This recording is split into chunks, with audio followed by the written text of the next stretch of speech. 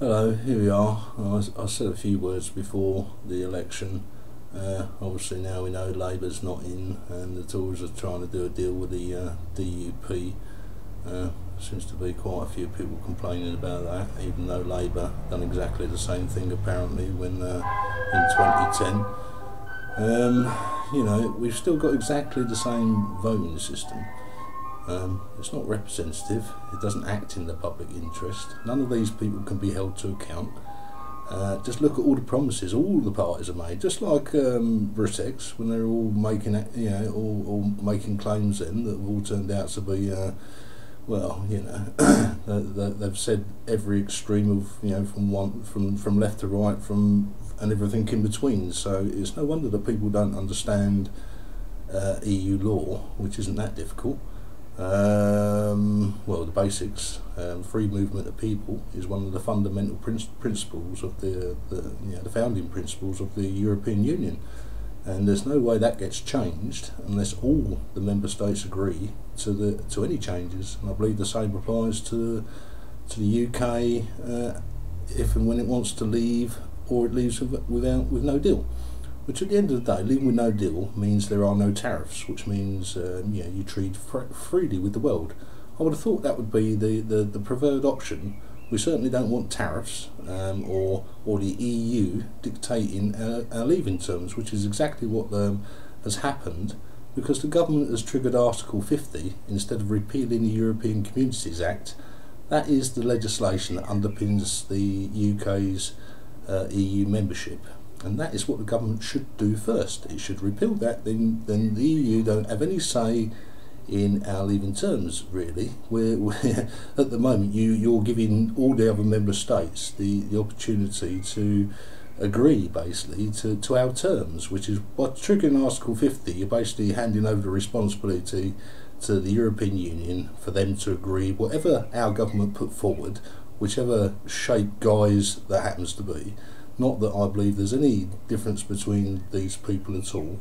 None of them, you've got to be serious at the end of the day. Of all these pledges these people have made, you can't run the country. The country can't continue to run as it is, creating money out of thin air and paying interest. We're paying, I think it's about £1 billion a month in interest to bankers who caused the crash, who have not been punished for that. And at the end of the day, given all the harm that they've caused, the austerity that miraculously, as Theresa May has just decided today, despite the fact that the public were given no choice in 2015, there must be people out there. I stood for as an independent MP in 2015, so I know for a fact that all of the main parties were saying it doesn't matter who you vote for, austerity is going to continue after the election. Now today it's finished. This is austerity, which is not in the public interest anyway. It leads to more privatisation, which leads to more increased costs to the taxpayers for the same services. But because it's all been privatised, you lose the personal accountability which you would previously have, such as if somebody was working for the local council. Although a lot of people don't realise that quite a few councils I think in Milton Keynes it was 2 years ago, became a corporation. I'm also aware from some of the correspondence that I've had with other local authorities in the UK that some of the local authorities have passed new constitutions that say they cannot be held accountable by members of the public. What's going to happen from now on with this coalition if it gets formed? You've got John Major today saying that he's concerned. Sinn Féin I think they've expressed their doubts, or that they have concerns. I'm sure we're all concerned when the government, is they fund terrorists, they train them and arm them. These are their terrorists that have committed the acts in Manchester and London. People that they've trained, funded, armed, allowed to travel in and out of the country. The biggest threat to everybody in the UK is the government, is Theresa May and the Tories.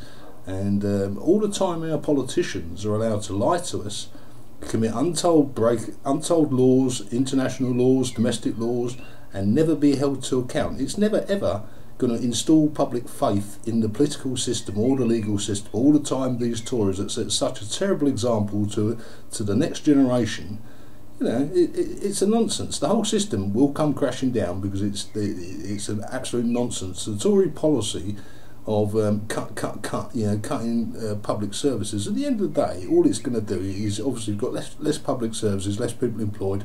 You know, obviously there's less money in the economy. So slowly but surely you end up killing the country, which is exactly what the Tories have done since 2010. You know, I think there are people out there that know that. We've basically been conned. The whole country, we've been ripped off. We've been basically, the Tories have stolen all of our public assets and sold them to their friends. And none of these people are going to be held accountable. They're absolute criminals, and the amount of people they've killed with the inhumane policies that they've been allowed to introduce is thousands and thousands. And how many more are they going to kill before people say, I'm sorry, but this isn't, you know, you're the government. Number one is you're supposed to protect the public, and killing the public and putting them at risk, okay, is a failure. And we need to get rid of these people. We need to, you know, who knows, perhaps the Iceland system, any other system, but whatever system is in place, the public servants at the end of the day must be accountable to the public. And all the time they're not, you know, nothing will change. I don't think anything will change. I haven't seen any real change in politics over the last 20 or 30 years. You can write to these people. I've written to them about various issues and they agree with you. Doesn't mean they'll do anything. It doesn't mean you can do anything about it. I've written to the Tories about child protection and all kinds of things, and despite promises that they would change the law and there would be announcements made, nothing. And here we are. That was 2015. Here we are now, you know, 2 years later, still nothing. I've sent the same information to the Labour Party, who have written back saying thank you very much, we'll forward this to our, you know, for policy consideration. At the end of the day, I've told them exactly what's wrong with the child protection laws in the UK, which is they are not evidence-based. The Children's Act needs to be changed to require local authorities to collect and hold information on child abuse perpetrators and to use that information to formulate evidence-based child protection policies. The problem we've all got in the UK is most of the government policies are not evidence-based, they're all ideological. And in practice it seems we're finding out that generally means a disaster. And you know, I don't know, what will it take before people finally decide that they've had enough? Because I've certainly had enough.